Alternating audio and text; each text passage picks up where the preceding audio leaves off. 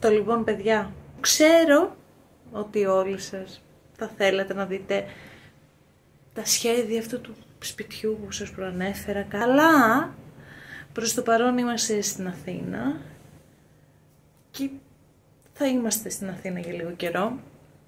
Οπότε πρέπει να κάνω κι εγώ κάτι που αναβάλω πάρα πολύ καιρό γιατί θέλω να σας το δείξω. Όχι ότι είμαι expert.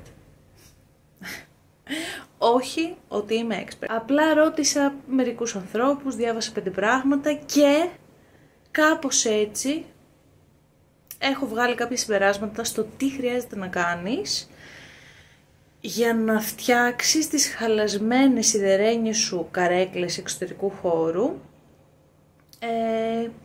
σχετικά απλά και εύκολα και οικονομικά. Πάμε να το κάνουμε. Δεν ξέρω αν ξεκαθάρισα ότι λόγω ήλιου και διάβρωσης και υγρασίας και επειδή ήταν εκτεθειμένες δεν έχω κάπου να τις καλύψω. Οι δικές μου καρέκλες είναι στην ταράτσα, στο πιο ωραίο σημείο αυτού του σπιτιού που είναι έξω από αυτό το σπίτι. Η ταράτσα μου. Οπότε ήταν εκτεθειμένες και άρχισε το χρώμα τους να λιώνεται σε φάση τις πιάνεις και αφήνουν κάτι μαύρο σαν αυτή τη γραμμή σε όλους στο χέρι όμως ή στα μπράτσα σου ή στις μπλούζες σου, κάτι που δεν είναι καθόλου πρακτικό, ειδικά όταν έρχονται οι καλεσμένοι σου και ξαφνικά τους βάζεις ζακέτες, πανοφοριά, ό,τι έχεις τα ρίχνεις για να μην λερωθούν οι άνθρωποι και είναι κρίμα. Οπότε αυτό που είναι σαν να ξερνάει το χρώμα, οι δικές μου οι καρέκλες είναι μολυβί. Ούτε ακριβώς γκρι, ούτε ακριβώς μαύρες. Οπότε κάπως βγάζει περίσσια μαύρη μπογιά, το οποίο θέλω να το σταματήσω και από άποψη πρακτικότητας, αλλά και άποψη θέλω να φροντίσω την καρέκλα μου, γιατί θέλω να συνεχίσω να την έχω για πολλά χρόνια και δεν σκοπεύω να την πετάξω μετά από 3 χρόνια χρήσης για κανένα λόγο. Πριν με ακολουθήσετε έξω όμως, τι θέλουμε? Μια εφημερίδα. Μια εφημερίδα που πάντα βοηθάει στο να κάνουμε τις δουλειές μας ανέξοδο, με ασφάλεια ότι δεν θα χαλάσουμε κάτι, ειδικά όταν περιέχονται χρώματα. Και πάμε λοιπόν έξω. Φανταστικό πλάνο αυτό, δείτε το λίγο, κάπως έτσι είναι εδώ στην Ακρόπολη. Κάποιος βλέπει κάποια ταινία. Γενικά αυτή τη φάση της Αθήνας που όλοι ακούμε για όλους, όλοι ξέρουμε για όλους, είναι φοβερή. Δεν θα μου λείψει καθόλου. Λοιπόν, και κάπως έτσι φτάσαμε στη μαγευτική μου ταράτσα, που δεν είναι καθόλου μαγευτική. Μαρκόπουλος, όπου Σπάρτη τον φέραμε, γιατί εμείς στη Σπάρτη έτσι τα παίρνουμε τα πράγματά μας, τα φέρνουμε στην Αθήνα. Και εδώ είναι το ωραίο κομμάτι. Συγχωρέστε τους ήχους, γιατί θα ακούμε μάλλον ό,τι και ο γειτονάς μου εδώ πέρα. Αυτό είναι το τραπέζι και οι καρέκλες που σας έλεγα. Ελπίζω να είναι διακριτή η διάβρωση, γιατί είναι τεράστια. Δεν ήταν έτσι, το ορκίζομαι, ήταν γυαλιστερές, ωραιότατες. Εδώ βλέπετε υπάρχει πολύ πράγμα για διόρθωση. Και ακριβώς το ίδιο συμβαίνει και από εδώ. Φανταστικά. Λοιπόν, τώρα θα πάρουμε αυτές τις καρέκλες. Γεια σας. Και θα δείτε. Μπροστά μου συμβαίνει αυτό. Έχω απλώσει τις εφημερίδες. Είμαι έτοιμη να ξεκινήσω. Φοβερό πλάνο αυτό. Τώρα να δούμε πώς θα πάει. Καλή τύχη.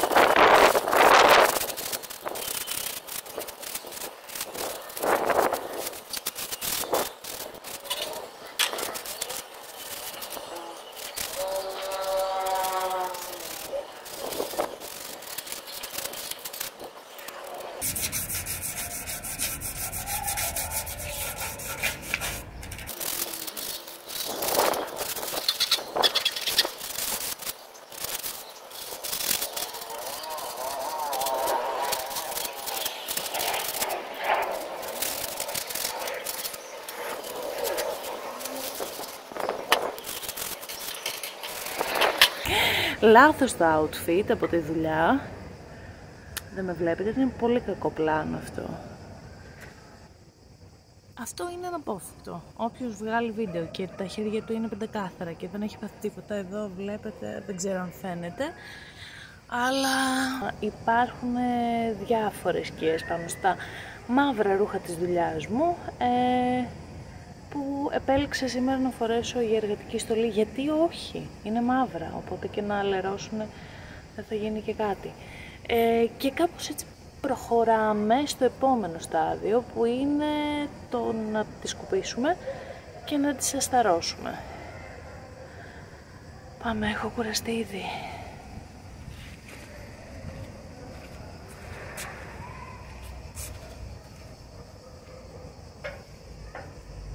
Γιατί αυτό, παρότι μπορεί να φαίνεται παράδοξο και αρκετά αστική επιλογή, είναι ο καλύτερος τρόπος για να, χωρίς να βρέξουμε την επιφάνειά μας, να τη στεγνώσουμε και να αφαιρέσουμε πάρα πολύ γρήγορα, χωρίς πολλές διαδικασίες, τη σκόνη από το τρίψιμο που κάναμε. Να πω σε αυτό το σημείο ότι στα σημεία που έχει πολύ σκουριά, αξίζει να επιμείνεις παραπάνω, μέχρι να το δεις ουσιαστικά το μέταλλο να λιένει και να, με έναν τρόπο που γίνεται καλύτερο. Δεν μπορώ να το εξηγήσω. Οπότε πάμε.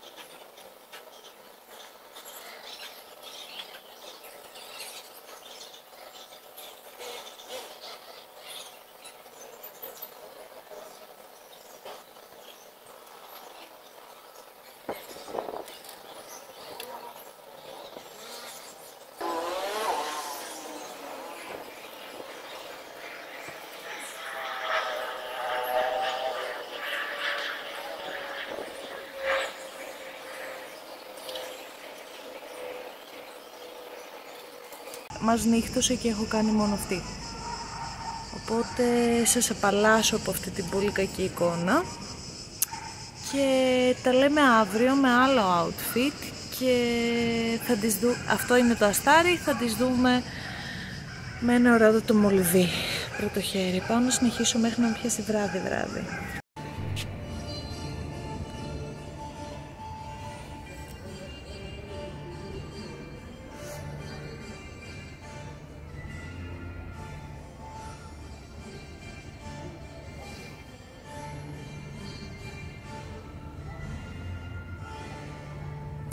Εντάξει, είναι άλλη χάρη του να βάφεις βραδιάτικο με γείτονα μερακλωμένο. Να σας το πω, είμαι ακόμα εδώ.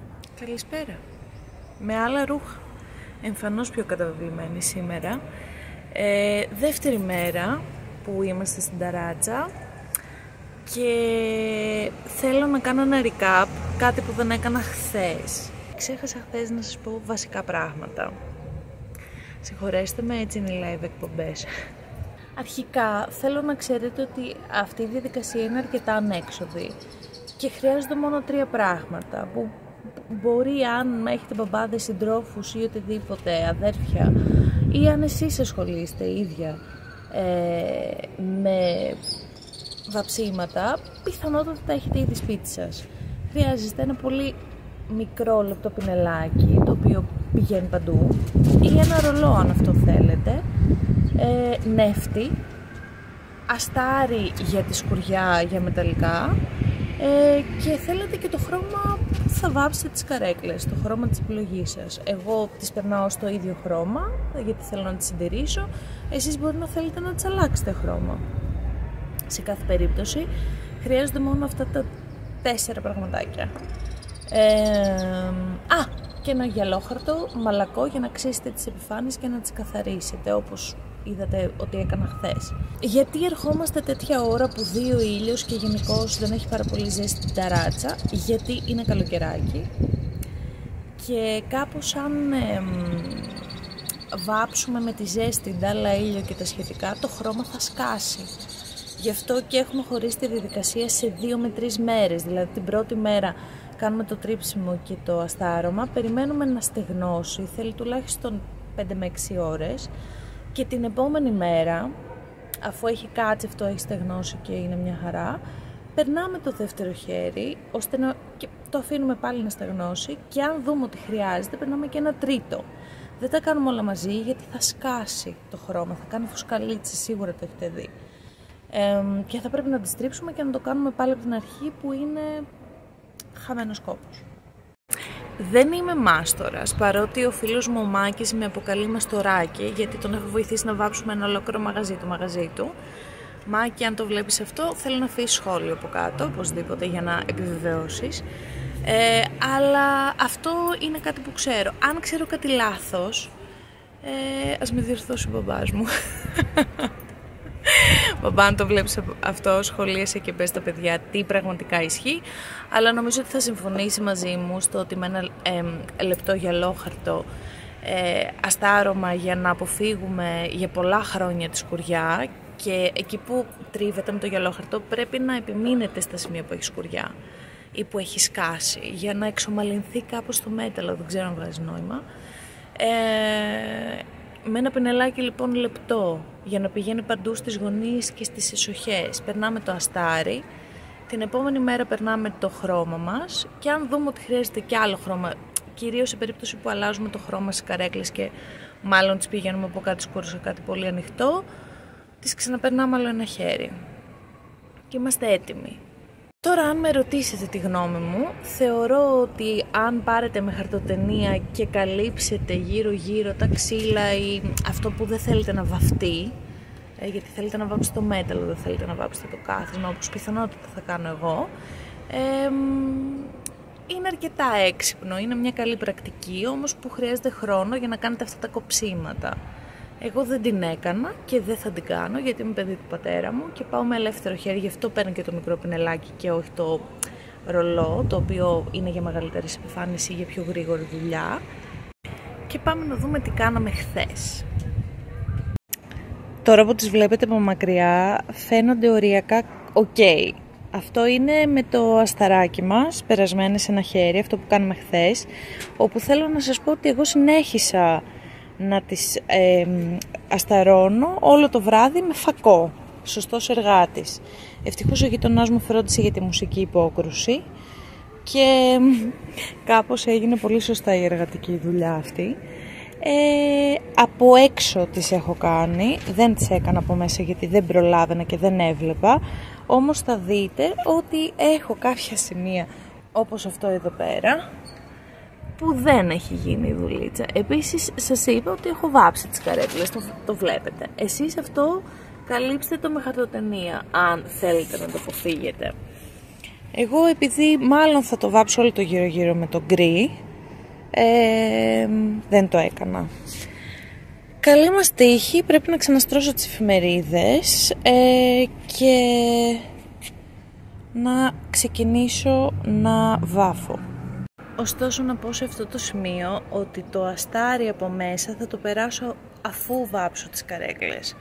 Οπότε όταν στεγνώσουν και είναι έτοιμες θα τις γυρίσω, θα τις περάσω το αστάρι και θα κάνω την ίδια διαδικασία, ώστε να μπορούν να χρησιμοποιηθούν και να μην με καθυστερήσουν σε αυτή τη φάση. Οπότε τώρα θα ξεκινήσω να τις βάφω το πρώτο χέρι. Έχω πάρει χρώμα που είναι αντισκορικό, αν θυμάμαι καλά. Αντισκορικό χρώμα μετάλλων λέει επάνω. Και θα μου πείτε τώρα γιατί βάλαμε και αστάρι και αντισκορικό χρώμα, για να διαρκέσουν πολύ περισσότερο και να είναι πολύ πιο ανθεκτικές από ότι θα ήταν χωρίς αστάρι. Επειδή δεν θέλω να ξανασχοληθώ με αυτό για πολλά χρόνια και θέλω να μου μείνουν, όπως είπα, για χρόνια επίσης οι καρέκλες αυτές, διάλεξα τον δρόμο που λέει αστάρι και αντισκορικό. Αυτά, πάω να ξεκινήσω και ελπίζω να τελειώσω σε λιγότερο από ό,τι χθες, γιατί χθες μου πήρε 2,5 ώρες και τη δουλειά σωστά δεν την έκανα, οπότε πάμε.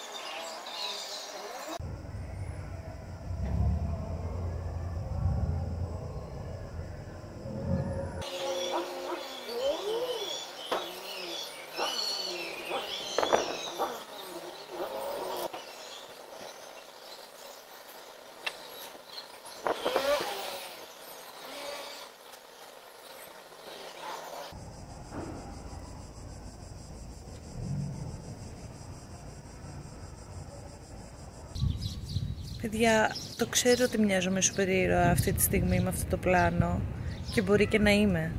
Και άμα το σκεφτούμε σωστά, είμαι, γιατί βρισκόμαστε στην τρίτη μέρα αυτού του βίντεο και ελπίζω η τελευταία. Με άλλο μαλλί, εντάξει, πια συνέβη κάποιο μπάνιο. Βλέπω ότι έχει μακρύνει εδώ, είναι καρεδάκι, σωστό. Πρέπει να βρω καλύτερο, συγγνώμη παιδιά που άλλαξε πλανάκι και είμαστε έτσι λίγο γιόλο. Αλλά δεν βοηθούσε πάρα πολύ το πλάνο το φοβερό. Λοιπόν, αυτό είναι το αποτέλεσμα. Ο κύριος που μου έδωσε το χρώμα νομίζω ότι δεν το πήρε το μέμο για το τι ακριβώς χρώμα είχαν αυτές οι καρέκλες αρχικά. Εντάξει, θα το κρατήσω, ξέρω εγώ, δεν έχω κι άλλη επιλογή. Δηλαδή αυτό είναι το τραπέζι, αυτές είναι οι καρέκλες. Εντάξει, οκ. Έχουμε ζήσει και χειρότερα πράγματα στη ζωή μας για να ασχοληθούμε με αυτό. Ωστόσο, ναι, πάμε να περάσουμε το δεύτερο χέρι και να κλείσουμε αυτό το βίντεο και να δείξω το αποτέλεσμα. Ναι. Τα καταφέραμε. Τα καταφέραμε και πριν πέσει ο ήλιος, μάλιστα. Η δουλειά δεν είναι επαγγελματική. Αλλά θα δείτε πως είναι ok, μια χαρά. Έχουν συμβεί κάποια μικρά ατυχήματα, τα οποία θα διορθώσω μόλις σας κλείσω. Με νεύτη φυσικά, νεύτη και ωραιότατο χαρτί κουζίνας. Αλλά νομίζω ότι συνέβη καλή δουλειά. Τώρα, είναι δεν είναι καλή δουλειά, είναι αυτό που είναι. Και σίγουρα έχει λάθη και πράγματα τα οποία δεν έχουν γίνει σωστά, γιατί με λίγο τεμπέλα και δεν έβαλα χαρτοτενία όπως σας είπα στα καθίσματα και όλα αυτά. Παρά προτίμησα να πηγαίνω αργά με το πινελάκι. Ωστόσο είναι καλυμμένα από θέμα σκουριάς, υγρασίας και ήλιου. Προστατεύονται, μπορεί να μην είναι οι τέλειες καρέκλες, στα δικά μου τα μάτια είναι τέλειες όμως. Και αυτή είναι η μαγεία του να κάνεις κάτι με τα χέρια σου. Έχουμε πήξει στα fast έπιπλα, χαλάει κάτι, το πετάμε, παίρνουμε κάτι άλλο. Είναι πια τόσο αναλώσιμα όλα που αν δεν δώσεις εσύ αξία σε αυτά που έχεις, δεν υπάρχει περίπτωση να πάρουν αξία από μόνα τους. Και εμένα προσωπικά αυτές οι καρέκλες, οι οποίες δεν κόστησαν και πάρα πολύ, δεν ήταν ακριβές καρέκλες. Για την ακρίβεια ήταν αρκετά φθηνές καρέκλες για εξωτερικό χώρο.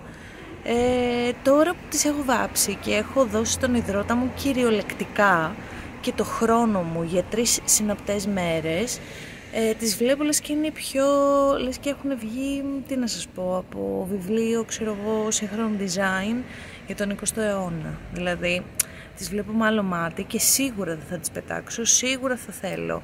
Αν κάποια στιγμή χαλάσουν ή υπάρχουν οτιδήποτε, να τις ξαναεπισκευάσω. Και σίγουρα θα δώσω το χρόνο μου σε αυτές τις καρέκλες και όχι μόνο τα χρήματά μου. Οπότε, ναι, αυτό ήταν το πρώτο βίντεο που κάνουμε κάτι DIY. Δεν είμαι expert. Μου αρέσει να βάφω βέβαια, έχω βάψει αρκετά πράγματα. Οπότε, αυτό ήταν το πρώτο vlog, να πω. Είναι vlog. Μην ξεχνάτε να κάνετε like και subscribe και ιδανικά και comment, γιατί όχι. Και όποιος έχει κάποια καλύτερη πρόταση, κάποια παρατήρηση, κάποιο hack και όλα αυτά, να μας το πει από κάτω, γιατί πάνω απ' όλα είμαστε κοινότητα.